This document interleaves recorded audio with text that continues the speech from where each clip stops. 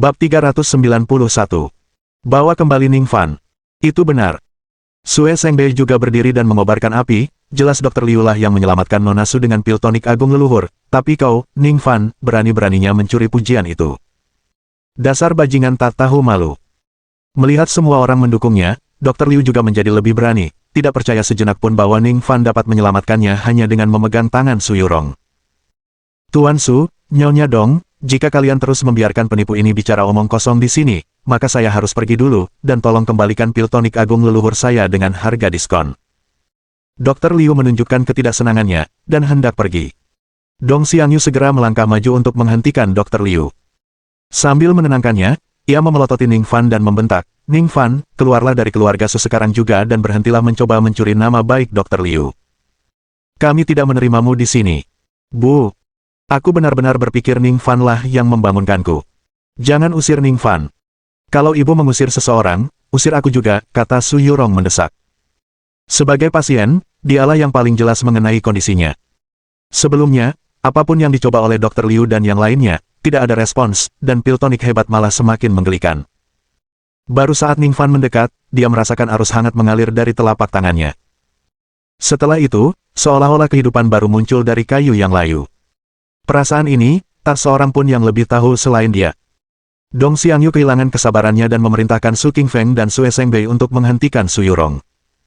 Ia sendiri bergegas meraih pakaian Ning Fan, lalu menyeretnya keluar. Mulut Su Guoping berkedut, ingin mengatakan sesuatu, tetapi akhirnya, dia menggelengkan kepalanya dan tetap diam.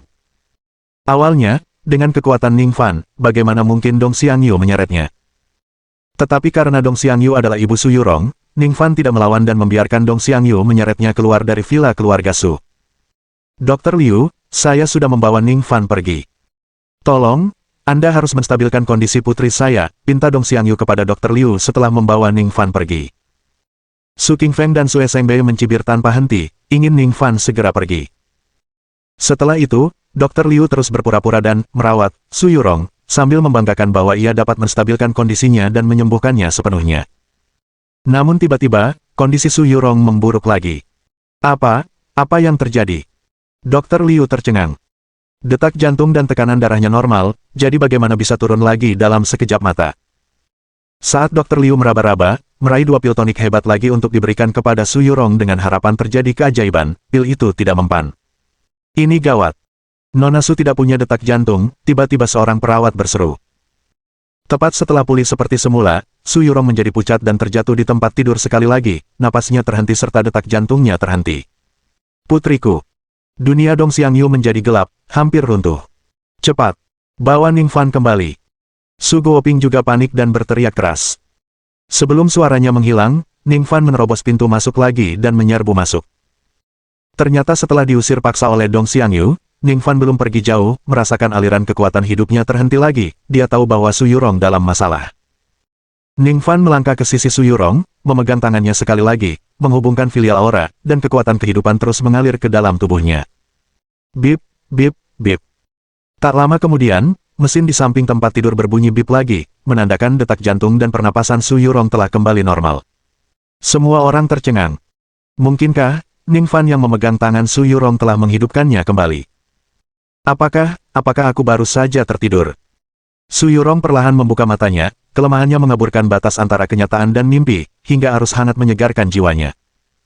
Sekali lagi, ia merebahkan diri dalam pelukan Ning Fan, matanya berkaca-kaca dengan kelembutan yang menyayat hati. Nona Su, aku tidak akan membiarkan sesuatu terjadi padamu lagi, kata Ning Fan lembut untuk menghiburnya. Kemudian, sambil berbalik, dia menatap dingin ke arah Dr. Liu dan mengulurkan tangan untuk mengambil sesuatu. Dr. Liu hanya melihat sekilas sebelum dia menyadari, pil tonik agung leluhur, yang dia simpan di saku mantelnya telah direnggut oleh Ning Fan. Sambil memandangi segenggam berisi lebih dari selusin, pil tonik agung leluhur, di tangannya, Ning Fan mengambil satu, menghancurkannya sedikit hingga menjadi bubuk, mencicipinya, lalu segera mengejek, adonan yang terbuat dari tepung dan air dibentuk menjadi bola, dan kau sebut ini pil tonik agung leluhur. Kau bicara omong kosong. Jangan memfitnahku. Wajah Dr. Liu memucat. Fitnah.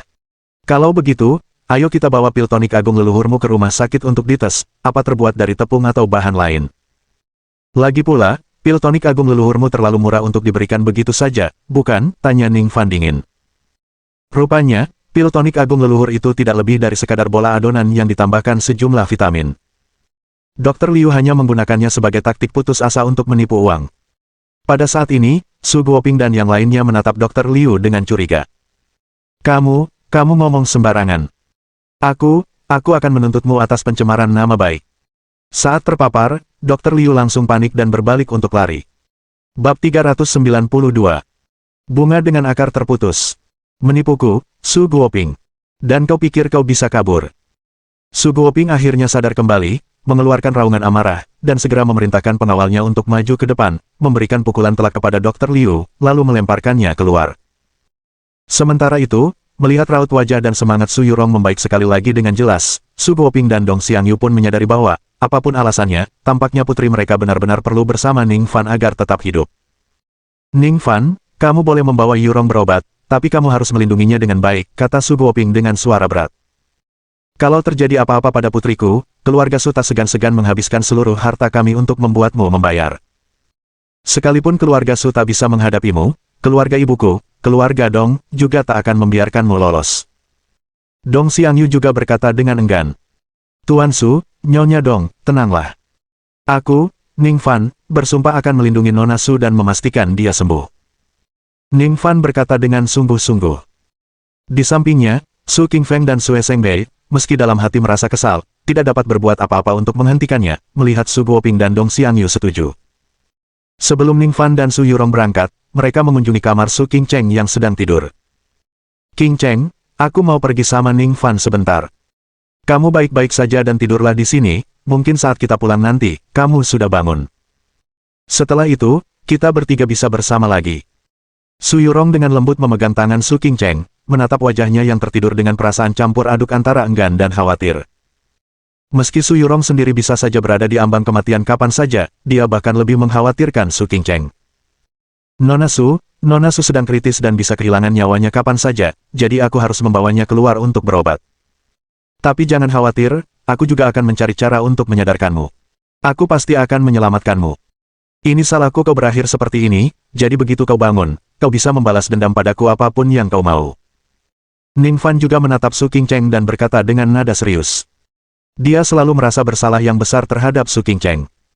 Kembali di kota Shen, seandainya dia tidak secara naluriah menghindari sengatan roh Raja Kalajengking, Su Qingcheng tidak akan berakhir dalam kondisi ini. Jika Su Qingcheng tidak pernah bangun, akan selalu ada rintangan di hatinya yang tidak dapat diatasi. Menatap Su Qingcheng dan kemudian Su Yurong, pikiran Ning Fan dipenuhi kenangan tentang dua sahabatnya yang bersamanya, dan hatinya langsung sakit tak tertahankan. Su Qingcheng terbaring koma, sementara Su Yurong nyaris tak mampu bertahan hidup dengan mentransfer kekuatan hidupnya sendiri. Semua ini karena dia terlalu lemah. Ning Fan bersumpah dalam hatinya untuk menjadi lebih kuat. Untuk melindungi mereka yang ada di sisinya. Selanjutnya, Su Yurong berulang kali mengingatkan Su Guoping dan Dong Xiangyu untuk menjaga Su Qingcheng dengan baik dan kemudian meninggalkan keluarga Su bersama Ning Fan. Setelah Ning Fan dan Su Yurong pergi, kabut tipis muncul di sudut mata Su Qingcheng yang tertidur, entah itu air mata atau sesuatu yang lain. Stasiun kereta api berkecepatan tinggi di kota provinsi. Setelah meninggalkan keluarga Su Yurong, meski tampak mudah bergerak dan memiliki rona di wajahnya, masih merasa agak lemah jiwanya. Ning Fan memahami bahwa Su Yurong saat ini mempertahankan kondisinya dengan memanfaatkan kekuatan hidupnya, tetapi kekuatan hidupnya, bagaimanapun juga, asing baginya. Kondisi Su Yurong saat ini bagaikan bunga segar yang dipotong dari akarnya dan ditaruh dalam vas, meski disiram dan hampir tidak bisa bertahan hidup untuk sementara waktu, ia pada akhirnya akan layu seiring berjalannya waktu. Hanya dengan memperoleh jamur sumsum giok, teratai salju api es, dan buah roh laut untuk membuat pil pendirian fondasi, barulah ada peluang untuk menyembuhkan Su Yurong. Dan itu harus dilakukan dengan cepat. Tuan Ning, Nona Su, Gedisuo melambai pada mereka dari kejauhan. Setelah mendekat, dia tak ragu untuk memuji, dari jauh saya bisa melihat kalian berdua, dan harus saya akui, Tuan Ning dan Nona Su yang berdampingan tampak seperti pasangan yang serasi. Yang satu gagah, yang satu cantik. Benar-benar pasangan yang sempurna. Ning Fan tidak tertarik dengan sanjungan Gedisuo dan berbicara dengan acuh tak acuh, ayo pergi. Namun pipi Su Yurong sedikit memerah, menyerupai apel matang, saat dia dengan lembut memegang lengan Ning Fan. Mereka bertiga menaiki kereta api berkecepatan tinggi menuju kota Guang. Tuan Ning, di tempat pertukaran obat ini, seharusnya ada banyak obat-obatan kuno dan langka. Ketiga bahan yang Anda cari mungkin juga ada di sana. Namun, uang saja tidak akan cukup, Anda perlu obat-obatan atau harta karun yang nilainya setara untuk melakukan pertukaran. Dalam perjalanan, Gedisuo mengingatkan mereka. Barter. Pengingat Gedisuo menyebabkan Ning Fan terdiam sejenak. Namun, ketika memikirkan tentang cairan spiritual dan jimat di cincinnya, dia pikir itu sudah cukup. Keesokan paginya, kereta berkecepatan tinggi tiba di kota Guang. Tempat pertukaran obat berada di daerah pinggiran kota Guang. Setelah turun dari kereta, mereka bertiga naik mobil ke pinggiran kota, lalu ada jalan kecil menuju daerah yang lebih terpencil, di mana mereka harus meninggalkan mobil dan berjalan kaki. Tuan Ning, Nona Su, izinkan saya pergi duluan dan mengamati jalannya, tawar Gedisuo dengan penuh semangat. Ning Fan meminta Su Yurong untuk menunggu di sana dan pergi ke toko pinggir jalan untuk membeli air dan makanan karena tidak akan ada toko lagi di titik itu. Su Yurong lemah, dan Ning Fan tidak ingin dia terlalu memaksakan diri. Terlebih lagi, selama jarak mereka tidak terlalu jauh, saluran transmisi kekuatan hidup antara filial aura tidak akan terputus. Tidak lama setelah Ning Fan pergi, seorang pemuda tiba-tiba muncul di pinggir jalan. Wajahnya yang tampan memiliki fitur-fitur yang tajam dan tegas, alisnya seperti pedang terhunus saat ia mengamati sekelilingnya dengan bangga. Namun kemudian ia terkejut melihat Su Yurong duduk di pinggir jalan. Pada saat itu, Su Yurong, dengan perawakannya yang tinggi dan lekuk tubuhnya yang indah, memancarkan daya tarik meskipun tampak pucat karena lemah, yang tampaknya hanya menambah kecantikannya yang lembut dan halus, membangkitkan keinginan kuat untuk melindunginya. Nona, apakah Anda lelah berjalan? Kebetulan aku tahu beberapa teknik pengaturan tulang dan pemijatan. Boleh aku memijat kakimu? Pria muda itu mengangkat sudut mulutnya dengan main-main dan mulai berjalan menuju Su Yurong. Bab 393. Aliansi Bela Diri dan Sekte Bela Diri. Siapa kamu? Kalau berani sentuh aku, pacarku nggak akan membiarkanmu pergi.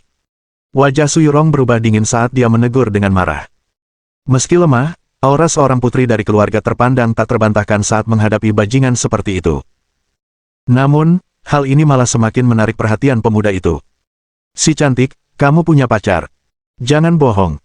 Di mana dia? Goda pemuda itu sambil tersenyum mengejek, hendak mendekati Su Yurong. Berhenti di situ. Tepat pada saat itu, terdengar teriakan keras dari depan. Setelah itu, Gedisuo, yang telah pergi ke depan untuk mengintai, berlari kembali dengan langkah lebar dan berdiri di depan pemuda itu, sambil berteriak dengan marah, "Nak, aku sarankan kau untuk menjauh dari Nona Su, atau kau pasti akan menyesal." Jadi, cantik, margamu Su, ya. Hehe. Pemuda itu tertawa acuh tak acuh, menatap Gedisuo tanpa sedikit pun rasa hormat, apakah Anda pacar Nona Su? Jika Anda menyerahkannya kepada saya bisa menawarkan sesuatu yang bagus, ginseng berusia 50 tahun. Atau mungkin Lingzi berusia 80 tahun. Silakan pilih. Nak, aku bukan pacar Nona Su, tapi aku tidak akan membiarkanmu menghina Nona Su seperti ini. Gedisuo meraung marah dan meraih kertas jimat, hendak membakarnya dan melemparkannya ke pemuda itu. Bodoh, kau mau berkelahi denganku. Pemuda itu mencibir dingin, menyerang bagai kilat. Dengan pukulan dan tendangan, ia menghempaskan Gedisuo. Gedisuo hanyalah seorang penipu jalanan, yang nyaris tak mahir dalam beberapa teknik jimat kelas kakap. Jelas, pemuda itu seorang seniman bela diri yang tangguh, dalam jarak sedekat itu, bagaimana mungkin Gedisuo bisa menjadi lawannya. Setelah dengan mudah melemparkan Gedisuo, pemuda itu berjalan penuh kemenangan ke arah Su Yurong dan mengulurkan tangan untuk menyentuhnya. Ning Fan. Su Yurong berteriak secara naluriah. Suara mendesing. Detik berikutnya, hembusan angin terdengar. Bang! Kemudian terdengar suara teredam, dan pemuda itu merasakan nyeri di dadanya. Pandangannya kabur, dan ia tiba-tiba terlempar 10 meter jauhnya. Ning Fan lah yang telah kembali. Ning Fan. Su Yurong langsung merasa aman. Nona Su, jangan takut, tidak akan terjadi apa-apa, Ning Fan meyakinkannya. Pemuda itu berusaha keras untuk bangun, menatap Ning Fan dengan kaget dan marah. Nak, siapa kau? Berani menyerangku. Apa kau tahu siapa aku? Namaku Ning Fan, dan kau telah melecehkan pacarku. Siapapun kau, aku berhak memukulmu, kata Ning Fan dingin. Ning Fan, kamu dari sekte mana? Siapa nama gurumu? Pemuda itu sedikit mengernyit, seolah sedang berpikir. Sekte. Aku bukan anggota sekte manapun, dan aku juga tidak punya guru, jawab Ning Fan. Kekuatannya merupakan warisan dari ibunya, jadi wajar saja jika ia tidak mempunyai tuan. Setelah berselisih dengan orang-orang dari aliansi bela diri beberapa kali, dia juga mengetahui bahwa dunia bela diri Dao sebenarnya terbagi menjadi aliansi bela diri dan berbagai sekte bela diri.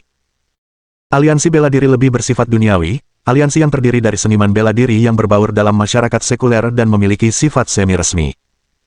Sebaliknya, sekte bela diri terpisah dari masyarakat sekuler, bersembunyi di pegunungan dan sungai terkenal atau di gua surga dan tanah suci, dan mereka kurang berinteraksi dengan dunia sekuler. Akan tetapi, sekte bela diri jauh lebih kuat daripada aliansi bela diri karena banyak seniman bela diri di aliansi bela diri yang menikmati kekayaan dan kesenangan di dunia sekuler, telah lama kehilangan dorongan untuk menjadi lebih kuat. Tidak punya sekte. Jadi kau hanya praktisi liar.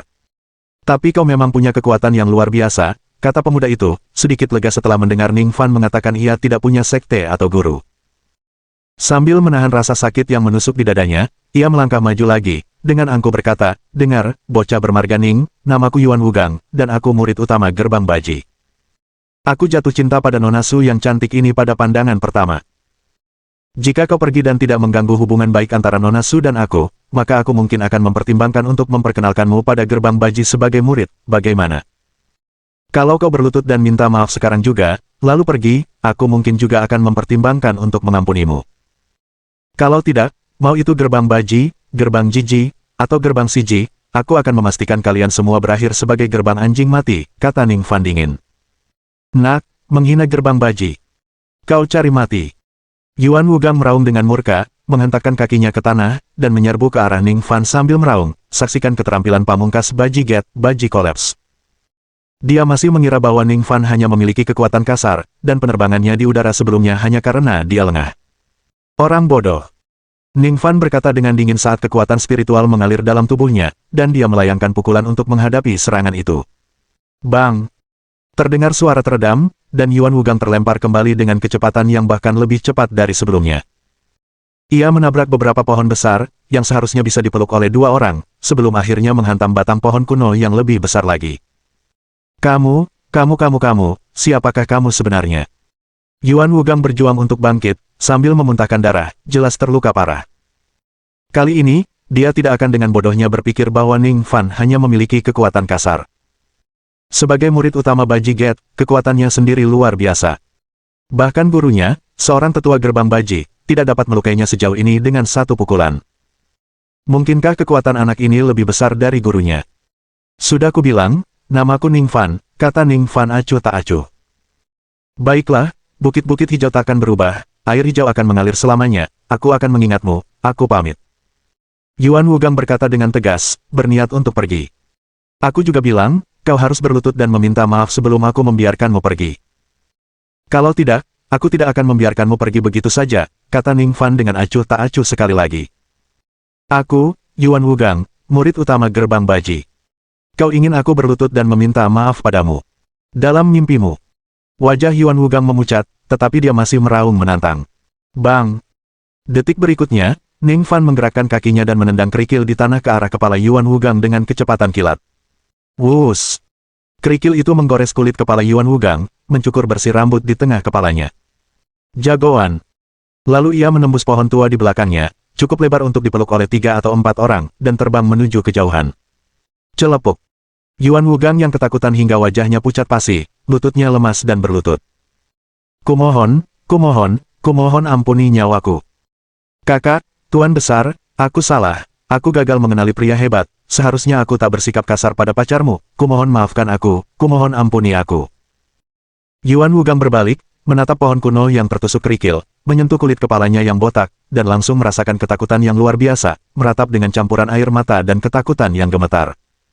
Aura yang dikatakan murid utama Baji Get langsung lenyap tanpa jejak. Kalau kerikil itu setengah inci lebih rendah, kepalanya pasti bisa meledak. Bagaimana mungkin dia tidak takut? Apakah aku baru saja menyebutkan berlutut? Suara dingin Ning Fan terdengar. Bab 394 Harta Karun Gunung Manor. Degup. Yuan Wugang bersujud tanpa ragu.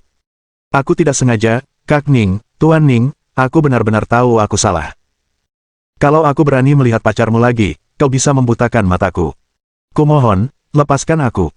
Sambil berbicara, dia terus memohon. Saat itu telah memberinya rasa nyata dari napas kematian. Apa arti mengemis dibandingkan dengan hidup dan mati? Apa arti berlutut? Apa arti bersujud? Sepertinya apa yang disebut sekte bela diri itu hanya biasa-biasa saja, murid agung Gerbang Baji. Ning Fan menggelengkan kepalanya dengan nada jijik, "Enyahlah." Ya, terima kasih, Tuan Ning, karena telah menyelamatkan nyawaku. Yuan Wugang, yang merasa telah diberi amnesti, bergegas bangkit dan berlari, lalu tak lama kemudian menghilang dari pandangan. Ning Fan, aku merepotkanmu lagi dengan membuat musuh baru. Maafkan aku. Su Yurong tampak agak sedih saat berbicara. Nona Su, apakah salah seseorang jika digigit anjing gila? Ning Fan menghiburnya. Tapi kau sudah punya banyak musuh, Sekte Divine Tune dan Aliansi Bela Diri sama-sama kuat.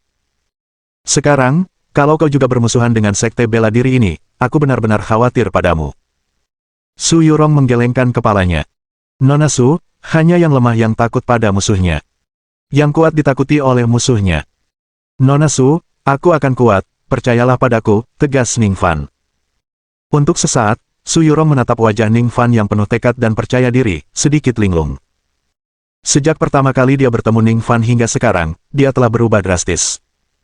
Dia benar-benar sesuai dengan apa yang dia lihat pada pandangan pertama. Ge Disuo, kau melakukannya dengan baik kali ini. Tenang saja, selama kau tidak mengkhianatiku, aku akan membalasmu 10 kali lipat. Ning Fan memuji Ge Disuo, dan kemudian ketiganya melanjutkan perjalanan menuju tujuan pertukaran bahan obat. Jalan setapak itu semakin jauh setiap langkahnya, dan dengan kesehatan Su Yurong yang semakin lemah, mereka berjalan perlahan.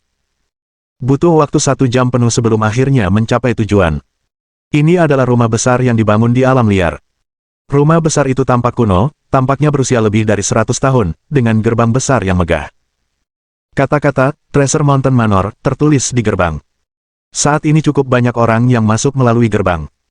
Tetapi orang-orang ini tidak berpakaian seperti orang modern, sebagian besar mengenakan jubah pendek ketat dan pakaian khas seniman bela diri lainnya. Saat Ning Fan dan rekan-rekannya hendak memasuki gerbang besar, mereka dihentikan oleh beberapa penjaga. Bolehkah saya bertanya Anda berasal dari sekte mana? Tanya kepala penjaga itu. Sekte. Ning Fan tertegun sejenak. Pertukaran bahan obat ini hanya terbuka untuk sekte bela diri. Jika Anda bukan dari sekte bela diri, silakan pergi, kata penjaga itu tanpa ekspresi. Ning Fan melirik Ge Disuo.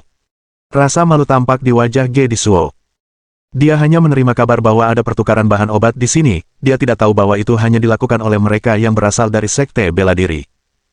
Tetapi sekarang mereka sudah ada di sini, apakah mereka seharusnya pergi begitu saja? Kalau kita tidak punya sekte, adakah cara untuk masuk? Tanya Ning Fan kepada penjaga itu sambil mengerutkan kening. Dia datang untuk mencari 3 jenis ramuan yang dibutuhkan untuk meramu pil pendirian fondasi, bagaimana dia bisa menyerah begitu saja? Jika Anda dapat membuktikan kehebatan bela diri Anda, itu akan dapat diterima, kata penjaga itu. Membuktikan kehebatan bela diri. Bagaimana kita membuktikannya? Tanya Ning Fan. Lihat 2 singa batu di kedua sisi gerbang. Kalau kau bisa menggeser salah satu singa batu ini setengah inci saja, itu akan dianggap bukti kekuatanmu, kata penjaga itu dengan nada mengejek. 2 singa batu raksasa berdiri di kedua sisi gerbang. Setiap singa batu tingginya 5 meter dan beratnya 10 ton, tampak seolah-olah 2 binatang ilahi telah turun. Siapa yang mungkin bisa memindahkannya? Orang-orang di dekat gerbang menyaksikan dengan penuh minat, melihat ke arah ini seolah menantikan pertunjukan. Ning Fan mengangguk dan berjalan menuju salah satu singa batu. Tuan Ning, tak usah repot-repot memindahkannya, aku punya caranya. Karena mengira Ning Fan tak mungkin menggeser singa batu itu, Ge Disuo memotongnya dan menghampiri penjaga itu. Bagaimana kau tahu kami bukan dari sekte? Kami dari gerbang Baji. Kakak senior kami bernama Yuan Wugang, pergilah periksa kalau kau tidak percaya.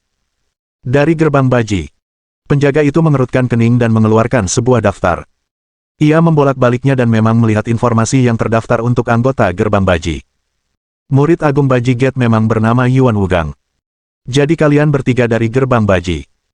Silakan masuk, kata penjaga itu sambil menyimpan daftar hadir, hendak membiarkan mereka lewat. Tunggu. Siapa bilang mereka dari gerbang Baji? Aku tidak kenal mereka, seorang pria bertampang tegap tiba-tiba melangkah maju dari antara para penonton, sementara Ge Disuo dengan angkuh menoleh ke arah Ning Fan untuk mengambil pujian. Beberapa pemuda mengikuti di belakang pria yang tampak gagah itu. Kau mengaku dari gerbang Baji. Kebetulan sekali, kami semua dari gerbang Baji, dan kami belum pernah melihatmu sebelumnya, kata orang-orang itu sambil mencibir mengelilingi Ge Disuo. Aku murid baru. Ge Disuo, yang berniat menyelinap masuk dengan menyamar sebagai anggota Baji Gate, tak pernah menyangka akan bertemu murid sungguhan secepat ini dan tersendat-sendat dalam kata-katanya. Meniru seseorang dari gerbang Baji kita. Ayo, lumpuhkan dia. Pria perkasa itu langsung menyadari tipu daya itu dan berteriak, memimpin murid gerbang baji yang lain untuk mulai mengayunkan tinju mereka, menghujani Gedisuo dengan pukulan. Degup-degup-degup. Sebagai seorang penipu ulung yang mahir dalam teknik-teknik jimat kecil, Gedisuo tidak sebanding dengan murid-murid baji Get ini dan langsung tersungkur ke tanah. Dasar penipu tua, beraninya kau berpura-pura jadi orang dari gerbang baji, kami patahkan anggota tubuhmu, lumpuhkan meridianmu, dan sobek mulutmu. Kita lihat apa kau berani berpura-pura jadi salah satu dari kami lagi. Pria itu mencemooh, dan bersama yang lain, mereka menginjak Gedisuo, bermaksud melukainya. Aku salah, tolong jangan lukai aku. Tuan Ning, selamatkan aku, teriak Gedisuo memelas dari bawah kaki mereka. Tepat saat Ning Fan hendak menggerakkan singa batu, dia berbalik dan melihat Gedisuo dipukuli dengan sangat menyedihkan, anggota tubuhnya hampir patah dan meridiannya hancur. Apakah kamu dari gerbang baji tidak terlalu kejam dalam tindakanmu? Ning Fan melangkah di depan Gedisuo dan mengerutkan kening pada sekelompok murid baji Get. Bab 395. Master Gerbang Baji. Nak, baru sekarang kau sadar betapa kejamnya gerbang baji, geram murid itu. Kalau kau sudah menyinggung gerbang baji, biarkan kami mematahkan tangan dan kakimu, menghancurkan meridianmu. Karena kau terlibat dengan orang tua itu, berlututlah juga, tambah murid lain dengan nada mengejek. Bersujudlah 100 kali, biarkan kami mematahkan kakimu, dan baru setelah itu kami akan mengampuni kalian berdua. Bagaimana menurutmu? Berani menyamar sebagai orang dari gerbang baji, teriak seorang murid. Hari ini, kita akan membunuh ayam untuk menakuti monyet dan memperkuat kekuatan sekte kita. Nak, kau hanya sial karena bertemu kami. Beberapa pengikut baji Get, dengan tatapan ganas, mengepung Ning Fan, siap menyerang. Saat itu, Su Yurong melangkah maju dan berkata, mari kita bicarakan ini. Ya, rekan kami berpura-pura berasal dari sekte Anda, yang merupakan kesalahan kami, dan kami mohon maaf atas hal itu. Tapi apakah Anda benar-benar perlu mematahkan anggota tubuhnya dan menghancurkan meridiannya? Dia masih memegang sikap menjaga perdamaian, tidak ingin Ning Fan punya musuh lagi dengan baji Get. Baru pada saat itulah beberapa pengikut gerbang baji memperhatikan Su Yurong, menatapnya dengan pandangan menggoda. Nona cantik, permintaan maaf bisa dilakukan, kata mereka sambil mencibir. Cium kami masing-masing, dan temanmu akan selamat. Bagaimana? 1 ciuman tidak akan berhasil, 3 untuk masing-masing. 3 tidak cukup, masing-masing dari kita harus menciumnya. Tanpa menahan diri, beberapa pengikut baji Get mulai mengganggu Su Yurong secara terbuka. Ekspresi Ning Fan berubah dingin. Awalnya, Gedisuo lah yang bersalah, tetapi para murid ini tidak hanya memukulinya tetapi juga bertekad melumpuhkannya, memaksa Ning Fan berlutut, dan sekarang mereka bahkan berani melecehkan Su Yurong. Tarik kata-katamu segera dan minta maaf pada pacarku, pinta Ning Fan dingin sambil menarik Su Yurong ke belakangnya, melotot ke arah para pengikutnya. Kau, seorang ahli bela diri tanpa klan, berani bersikap tidak sopan kepada kami, ejek murid terkemuka itu. Kusarankan kau berlutut sekarang juga, dan jangan ganggu percakapan kami dengan si cantik, atau kami akan langsung mematahkan kakimu. Tawa mengejek dari para murid baji Get terus berlanjut saat pemimpin berotot itu mengangkat tangannya dan mengarahkannya ke kepala Ning Fan, kekuatan batinnya meledak seperti beban gunung yang dimaksudkan untuk memaksa Ning Fan berlutut. Mencari kematian. Dengan nada dingin dalam suaranya, Ning Fan mengangkat tangannya dan menyapunya. Ledakan. Ledakan kekuatan spiritual menghantam dada sang pemimpin, jauh lebih cepat dari serangannya. Lelaki itu terdorong mundur seakan-akan ditembakkan dari meriam, menyemburkan darah dengan bunyi, wah, bahkan sebelum ia menyentuh tanah. Lalu, dengan suara gedebuk, ia menabrak patung singa batu besar di sebelah kiri gerbang dan jatuh ke tanah seperti boneka kain. Sialan. Semuanya, serang bersama. Jangan beri ampun. Lumpuhkan anak nakal itu. Murid-murid baji Get lainnya berteriak dan menyerang serempak. Para murid bersorak, melepaskan teknik mereka. Ning Fan mendengus dingin dan menghadapi para penyerang hanya dengan tangannya, sambil melayangkan serangkaian pukulan. Ledakan-ledakan-ledakan. Tidak ada gerakan kaki yang hebat, hanya serangkaian benturan tumpul, dan para pengikutnya dengan cepat dan efisien terlempar ke belakang. Sialan bocah, berani ganggu gerbang baji, jangan lari. Aku akan panggil para senior untuk membereskanmu. Para pengikut baji Get melontarkan ancaman saat mereka berbalik dan melarikan diri ke dalam perkebunan. Karena mereka adalah pengikut baji Get, maka para pengawal di gerbang tidak menghentikan mereka. 2 menit kemudian mereka kembali, marah, diikuti seorang pria jangkung dan tampan. Kakak senior, ini anak sialan. Dia tidak hanya menyakiti kita, tapi juga menghina gerbang baji kita, teriak para murid kepada pria di belakang mereka. Saudara senior, Tolong patahkan tangan dan kaki anak ini agar dia berlutut di gerbang ini selama 3 hari, sebuah peringatan bagi yang lain dan peningkatan prestise sekte kita, desak mereka sambil bergegas di depan Ning Fan. Berani menghina gerbang baji di gerbang pertukaran obat ini, nak, sekarang kau akan berlutut. Sang kakak senior melangkah maju dengan marah, meneriakkan sebuah perintah. Namun saat melihat wajah Ning Fan, suaranya tiba-tiba terhenti, seperti seekor naga yang tenggorokannya telah dipotong. Detik berikutnya, ia menyerbu melewati para juniornya, tangannya bergerak, menamparkan wajah para muridnya. Diam kalian semua, geram sang kakak senior, wajahnya pucat pasi karena marah. Kakak senior, mengapa kau memukul kami? Tanya para murid sambil memegangi wajah mereka dengan heran. Kakak senior, apakah kamu memukul orang yang salah? Kata yang lain. Kalian yang kupukul itu orang-orang bodoh yang buta, teriak kakak senior. Berlututlah dan minta maaf kepada Tuan Ning. Dengan beberapa pukulan dan tendangan, ia membuat semua murid berlutut di tanah.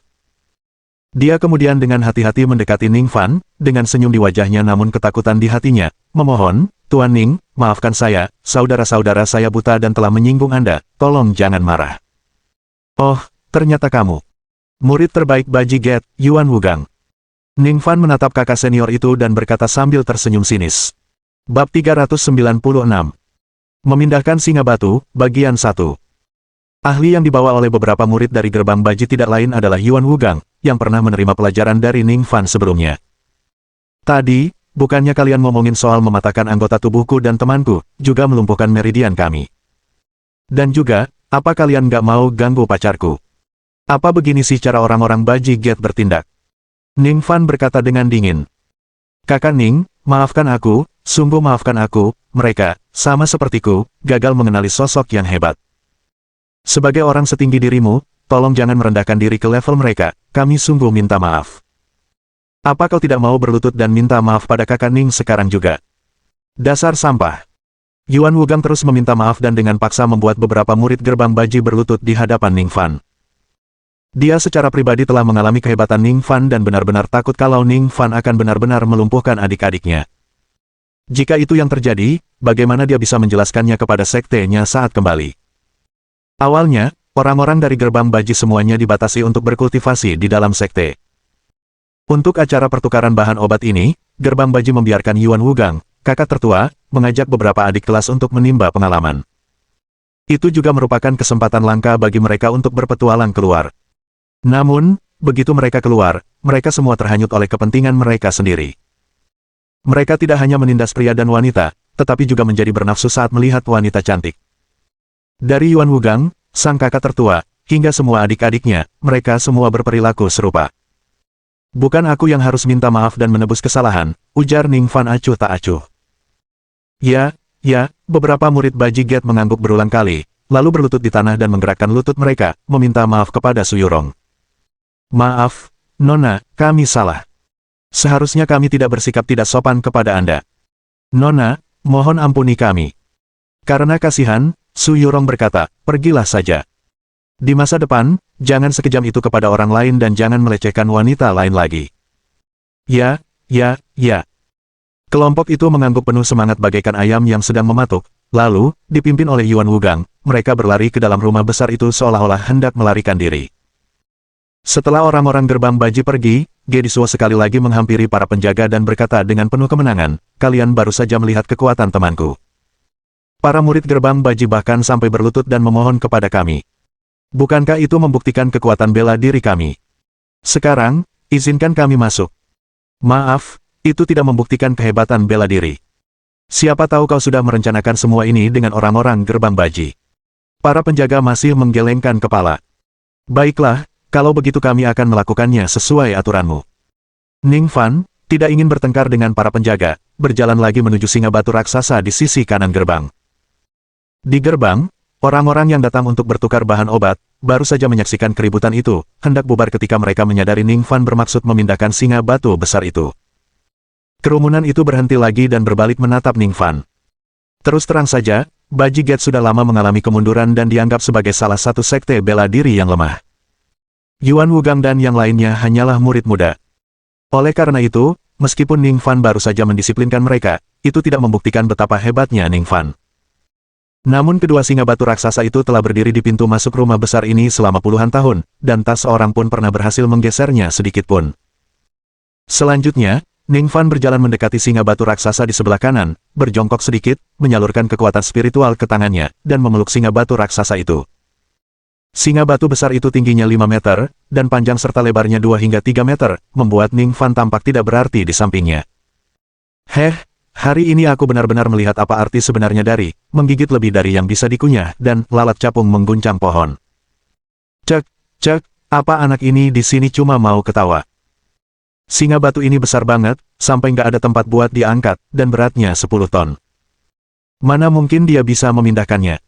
Dia cuma pamer. Anak ini, sama seperti orang-orang Bajiget yang dulu, nggak berguna. Para penonton dan beberapa penjaga mencemooh. Namun di tengah ejekan mereka, Ning Fan berteriak dengan suara rendah, angkat.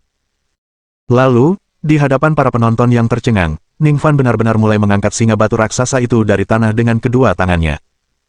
Apa yang baru saja kau katakan tentang memindahkannya seberapa jauh untuk membuktikan kehebatan bela diri? Setelah mengangkat singa batu besar, Ning Fan menoleh, ekspresinya tidak berubah, dan bertanya kepada para penjaga. Setengah inci. Para penjaga menjawab secara naluriah. Gagasan mereka untuk memindahkan sebenarnya mengacu pada menggesernya setengah inci. Namun Ning Fan kini telah mengangkat singa batu besar itu setinggi 1 meter dari tanah, perbedaannya terlihat jelas. Setengah inci terlalu sedikit, sebaiknya aku mencari tempat baru untuk singa ini, kata Ning Fan, saat kekuatan spiritual mengalir di tangannya. Tubuhnya, yang telah ditempa oleh guntur dan kilat, kembali memancarkan kekuatan yang dahsyat. Ia mengangkat singa batu seberat 10 ton itu tinggi-tinggi dan memanggulnya di bahunya, lalu selangkah demi selangkah, ia bergerak dari sisi kanan gerbang ke sisi kiri. Bok. Setiap kali Ning Fan melangkah, ia meninggalkan jejak kaki yang dalam pada trotoar batu biru di pintu masuk. Setelah sekitar selusin langkah, Ning Fan, sambil menggendong singa batu raksasa itu, tiba di sisi kiri gerbang. Ia lalu melemparkan singa batu seberat 10 ton itu dengan kedua tangannya. Ledakan. Singa batu besar itu mendarat dengan keras di tanah, menyebabkan getaran di bumi. Nah, apakah ini bukti kehebatan bela diri? Bisakah kita masuk sekarang? Ning Fan membersihkan debu dari tangannya dan bertanya dengan acuh tak acuh. Bab 397. Aku tidak peduli dengan 100 tunangan. Baiklah, ini, oke. Para penjaga sudah begitu ketakutan hingga mereka menganggukkan kepala karena takut. Nona Su, Gedisuo, ayo pergi, kata Ning Fan, mendorong ketiganya untuk masuk melalui gerbang dan menuju ke dalam. Lama kemudian barulah semua orang akhirnya tenang kembali, dan mereka menoleh ke arah gerbang rumah besar itu hanya untuk menemukan sesuatu yang sangat aneh. Dua singa batu yang awalnya berada di kedua sisi gerbang kini berada di sisi kiri, berdampingan. Dan di sisi kanan gerbang rumah besar itu, tidak ada apa-apa sama sekali. Kalau ada yang datang kemudian, mungkin mereka akan bertanya-tanya kenapa bisa seperti ini. Hei, saudara Ning, tunggu, kata seorang wanita menawan dan cantik dengan pakaian kuno, sambil bergegas menyusul Ning Fan di pintu masuk. Wanita itu mengenakan gaun panjang berwarna kuning pucat dan berwajah bagaikan bunga persik, tampak anggun dan tenang, menghalangi Ning Fan dan rekan-rekannya bagaikan angin sepoi-sepoi yang harum. Hai, Kak, namamu Ning Fan, kan? Ayo kita berkenalan, nama keluargaku Hua. Senang sekali bertemu denganmu, kata wanita itu sambil tersenyum kepada Ning Fan. Halo, Nona Hua, apakah ada yang Anda butuhkan dari saya? Tanya Ning Fan dengan sopan. Mata indah Nona Hua berbinar-binar saat ia berkata dengan nada bercanda, apa? Aku tidak boleh mengobrol denganmu kalau tidak ada yang perlu dibicarakan. Aku cukup tertarik padamu setelah melihat caramu menangani masalah tadi, tapi aku penasaran, apa kau juga tertarik padaku? Sambil berbicara, dia menatap Ning Fan dari atas sampai bawah, matanya terbuka penuh kekaguman.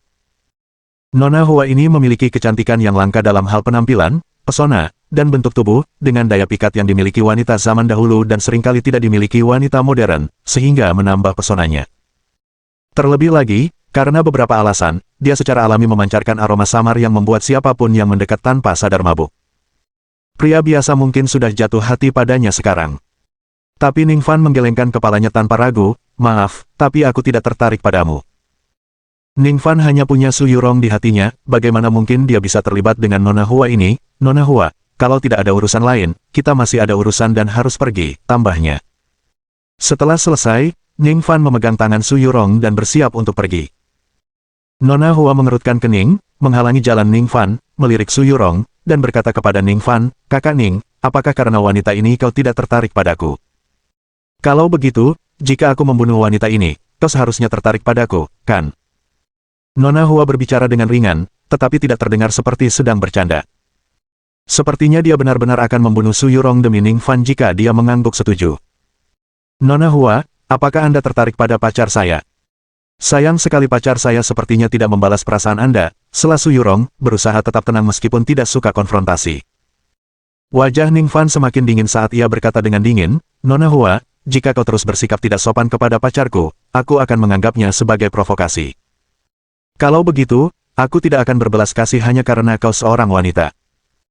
Nona Hua tidak menyangka Ning Fan akan begitu terang-terangan menolaknya dan mencibir, "Ning Fan, suatu kehormatan bagimu bahwa seseorang sepertiku tertarik padamu. Apa kau tahu siapa aku? Apa peduliku tentang siapa dirimu?" Ning Fan mendengus, siap melontarkan sarkasme, tetapi tiba-tiba teringat sesuatu. Ia menahan diri untuk tidak mengejeknya dan malah bertanya dengan serius, "Katakan nama lengkap dan tanggal lahirmu. Aku perlu memastikan sesuatu." Ning Fan tiba-tiba teringat bahwa di antara 9 tunangannya, ada satu yang bermarga Hua. Akan tetapi, tempat tinggal tunangan itu tidak tercatat dalam kontrak pernikahan, yang tercatat hanya nama dan rincian kelahirannya. Mengingat keanehan nama keluarga Hua, jika nama dan rincian kelahirannya cocok, kemungkinan besar dialah orangnya. "Kau ingin tahu nama dan tanggal lahirku? Tentu saja boleh, putus saja dengan wanita ini dan jadilah pacarku, lalu aku akan memberitahumu," jawab Nona Hua sambil tersenyum tipis. Ning Fan menggelengkan kepalanya, "Aku ingin tahu nama dan tanggal lahirmu untuk membenarkan hubunganku dengan pacarku. Kalau kamu tidak mau memberitahuku, lupakan saja. Ingat, jangan bersikap kasar lagi pada pacarku, atau lain kali, aku tidak akan sopan." Setelah mengatakan ini tanpa rasa bersalah, Ning Fan menggenggam tangan Su Yurong dan berjalan menuju bagian dalam rumah, diikuti dengan cepat oleh Ge Disuo. Di belakang mereka, melihat sosok Ning Fan yang menjauh, bibir Nona Hua sedikit melengkung saat dia bergumam pada dirinya sendiri, "Menarik, pria ini cukup menarik. Dulu aku hanya sedikit tertarik padamu, tapi sekarang ketertarikanku sudah tumbuh besar. Karena kamu sangat menyayangi pacarmu, aku akan membuatmu meninggalkannya demi aku, bersujud di kakiku, lalu aku akan menendangmu ke pinggir jalan, hehe." "Ning Fan, mengapa kamu menanyakan nama dan tanggal lahir wanita itu tadi?" Saat ketiganya berjalan lebih jauh ke dalam rumah besar itu, Su Yurong tak dapat menahan diri untuk bertanya dengan rasa ingin tahu. "Nona Su, apakah Anda cemburu?" Ning Fan sengaja menggodanya. "Tidak," bantah Su Yurong, kata-katanya mengkhianati perasaannya. "Aku mencoba mencari tahu apakah dia salah satu tunanganku." Ning Fan berhenti menggoda dan menjelaskan dengan jujur kepada Su Yurong. "Jadi begitu. Tapi kenapa kamu tidak langsung putus denganku, lalu menanyakan nama lengkap dan detailnya setelah itu?" tanya Su Yurong. "Berusaha membatalkan janjiku sama saja dengan memberimu penjelasan. Kalau aku melakukan hal seperti itu, bukankah itu sama saja dengan menaruh kereta di depan kuda? Lagi pula, kamu menolak menyangkal hubungan kita di depan Chen Tianlang. Bagaimana mungkin aku bilang aku akan putus denganmu? Bahkan bukan putus pura-pura," tegas Ning Fan. "Aku tidak butuh penjelasan darimu." Su Yurong menggerutu pelan sebelum menambahkan, "Sebenarnya, aku sudah bisa menerimanya. Tak masalah kau punya 9 atau 10 tunangan, semua itu tak penting bagiku, asalkan aku bisa bersamamu. Sekalipun kau punya 100 tunangan, aku tak peduli." Bab 398. Menukar cairan spiritual dengan bahan obat. Su Yurong telah terluka parah, menghadapi kematian beberapa kali, dan pola pikirnya telah mengalami perubahan signifikan. Lagi pula, dia bukan tipe wanita yang mudah cemburu. Oleh karena itu, dia tidak menyimpan perasaan jijik terhadap tunangan Ning Fan, yang belum memutuskan pertunangan mereka. Sebaliknya, beberapa pikiran aneh kadang-kadang terlintas di benaknya, jika dia meninggal, dia berharap para tunangannya akan merawat Ning Fan dengan baik. Ning Fan tidak pernah berbicara kepada Su Yurong tentang kondisi kesehatannya atau mengapa dia bisa bertahan sampai sekarang. Su Yurong juga tidak pernah bertanya secara proaktif. Namun dia mengenal tubuhnya sendiri. Su Yurong punya firasat samar bahwa dia mungkin tidak akan hidup lebih lama lagi.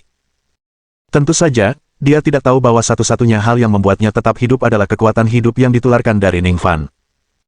Kalau saja dia tahu, dia mungkin akan langsung lari jauh, tidak membiarkan Ning Fan menghabiskan tenaga hidupnya demi dia. "Nona Su." Ning Fan menatap Su Yurong, tergerak, namun tak berkata apapun. Dia tidak membutuhkan 9, 10, atau 100 tunangan, di dalam hatinya, hanya ada satu wanita, Su Yurong.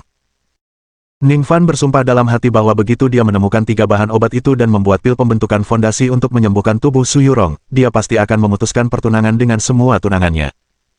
Tidak peduli apakah Su Yurong menginginkannya atau tidak, dia berutang sebanyak itu padanya. Di dalam hatinya, Su Yurong adalah satu-satunya. Jauh di dalam perkebunan, ada alun-alun luas yang dipenuhi banyak orang, semuanya berpakaian seperti seniman bela diri. Di sekeliling alun-alun, sudah banyak pedagang yang mendirikan kios di tanah, menjajakan berbagai jenis bahan obat. Ini adalah pertemuan pertukaran obat. Melihat begitu banyak bahan obat, mata Ning Fan berbinar, dan dia segera berjalan menuju kios terdekat bersama Su Yurong. Gedisuo berpisah dengan Ning Fan dan menuju ke kios-kios terdekat, dengan maksud mencari beberapa barang bagus untuk ditipu. Apakah ada jamur sumsum giok, teratai salju api es, atau buah roh laut di sini? Ning Fan menghampiri kios terdekat dan bertanya kepada pemiliknya. Apa itu? Aku bahkan belum pernah mendengarnya. Tapi aku punya ginseng berumur 300 tahun, kamu mau? Jawab pemilik kios. Ginseng berusia 300 tahun. Tentu saja aku menginginkannya, Ning Fan langsung mengangguk. Ginseng berusia 300 tahun memang merupakan bahan obat yang langka dan unggul, hampir tidak dapat ditemukan di luar sana. Apa yang mau kau tukarkan? Aku mau teratai salju berumur 300 tahun atau poria atau poligonatum yang umurnya sama, kata pemilik kios. Saya tidak punya satu pun. Ning Fan menggelengkan kepalanya, lalu mengeluarkan botol kaca kecil, sedikit lebih besar dari ibu jari, dan berkata, aku akan menukarnya dengan cairan spiritual ini. Botol kecil cairan spiritual telah disiapkan khusus oleh Ning Fan sehari sebelumnya, dimaksudkan untuk menukar bahan obat. Apa itu? Bawa saja, aku hanya mau bahan obat. Pemilik kios mengerutkan kening dan melambaikan tangannya dengan acuh tak acuh. Yakin tidak mau? Coba saja, Ning Fan membuka tutup botol kaca kecil itu, meminta pemilik kios mengulurkan tangannya, lalu meneteskan setetes cairan spiritual ke atasnya. Pemilik kios itu mengendus, ekspresinya langsung berubah, lalu dia cepat-cepat mendekatkan telapak tangannya ke bibir, dengan hati-hati menjulurkan lidahnya, dan mencicipi sedikit cairan spiritual di tangannya. Begitu memasuki mulutnya, energi murni langsung meledak. Pemilik kios itu mengerang, matanya melotot sebesar gong, dan tanpa berpikir 2 kali, dia mulai menjilati tangannya dengan liar, takut dia akan menyia-nyiakan sedikit pun cairan spiritual. Kemudian, dia segera menutup matanya, duduk bersila di tanah, dan mulai menyerap energi dari cairan spiritual. Cairan spiritual, suatu bentuk energi spiritual yang sangat terkonsentrasi yang berubah menjadi cairan, adalah sesuatu yang pemilik kios, meskipun seorang kultivator seni bela diri yang tidak memiliki cara untuk menyerap energinya sepenuhnya, masih dapat mengasimilasi sekitar 10 hingga 20%. Tak lama kemudian, pemilik kios itu perlahan membuka matanya, wajahnya penuh kegembiraan. Setetes cairan spiritual yang baru saja dikonsumsinya telah menyebabkan kultivasinya yang telah mandek selama 10 tahun, menunjukkan tanda-tanda mengendur dan mengalami terobosan. Anak muda, aku akan mengambil cairan spiritualmu. Pemilik kios berdiri, matanya tertuju pada botol kaca kecil di tangan Ning Fan. Meskipun botolnya kecil, ia mampu menampung sekitar 100 atau 200 tetes, jika ia dapat meminum tetesan cairan spiritual ini, mungkin ia dapat mencapai terobosan. Ning Fan tersenyum tipis, mengangguk dan berkata, oke. Setelah berkata demikian, ia menyerahkan botol kaca itu kepada pemilik kios dan menerima ginseng berusia 300 tahun sebagai gantinya. Ning Fan mengantongi ginseng itu dan hendak mengunjungi kios-kios lain ketika He Feng, pemilik kios, menariknya dan berbisik, anak muda, apa nama keluargamu yang terhormat? Namaku He Feng, murid dari Villa Pedang Ilahi. Apakah kau punya cairan spiritual lagi? Kalau aku punya obat-obatan lama lainnya, bolehkah aku menukarnya denganmu?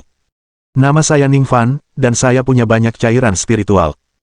Kalau kamu punya obat-obatan lama lainnya, saya akan menukarnya dengan jumlah yang sama, kata Ning Fan. Baiklah, aku akan pergi mengambil obat-obatan lama yang lain, lalu aku akan datang dan berdagang denganmu. Mata He Feng tiba-tiba berbinar cerah. Ning Fan mengangguk dan pergi bersama Su Yurong untuk memeriksa kios lainnya. Di belakang mereka, tatapan He Feng berkedip. Dia hanya punya 1 ginseng dan tidak ada obat-obatan lama lainnya. Namun itu tidak penting. Yang penting adalah Ning Fan masih memiliki banyak cairan spiritual. Cairan spiritual ini adalah harta karun sejati. Bab 399. Pengingat Nona Hua. Selanjutnya, Ning Fan menggunakan cairan spiritual di beberapa kios lain dan berhasil menukarkan beberapa lingzi berusia ratusan tahun, Hesou, teratai salju, dan ramuan obat langka lainnya. Ramuan kuno ini adalah sesuatu yang tidak dapat dibeli dengan uang berapapun di luar sana. Akan tetapi, jamur sumsum giok, teratai salju api es, dan buah roh laut, 3 jenis herbal yang dibutuhkan untuk memurnikan pil pendirian fondasi, tidak ditemukan dimanapun. Saat Ningfan memperoleh beberapa ramuan kuno dengan cairan spiritual, sifat ajaibnya mulai menyebar di kalangan kecil pada acara pertukaran. Di suatu sudut, beberapa pemilik kios yang mula-mula berdagang herbal dengan Ningfan berkumpul secara diam-diam. Di antara mereka ada pemilik kios bernama He Feng.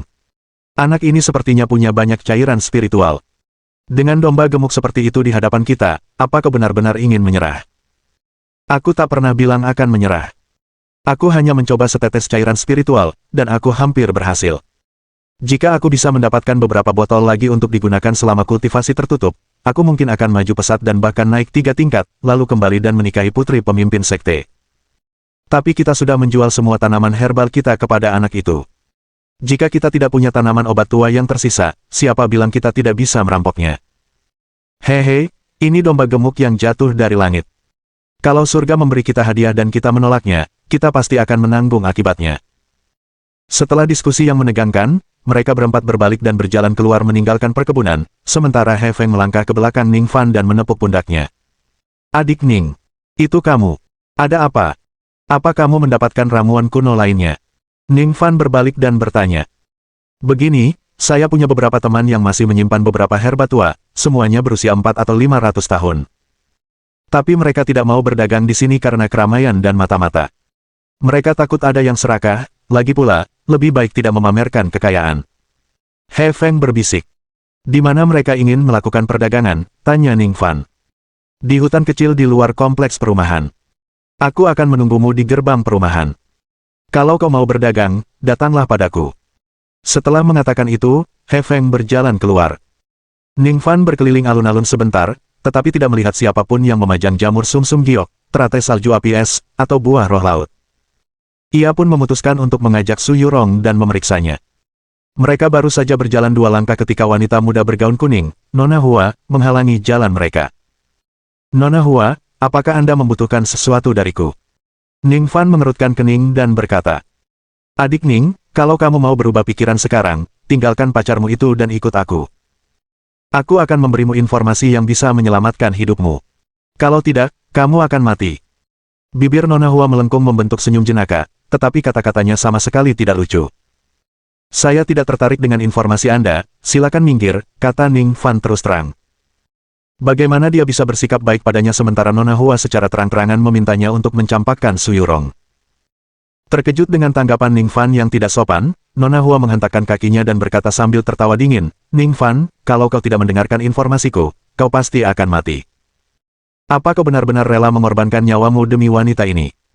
Pertama, bahkan tanpa informasimu, aku tidak akan mati. Kedua, bahkan jika nyawaku benar-benar terancam, aku tidak akan pernah mengkhianati pacarku. Setelah mengatakan ini, Ningfan tidak lagi memperhatikan Nona Hua. Menggandeng tangan Su Yurong, mereka melewatinya dan berjalan menuju bagian luar kediaman.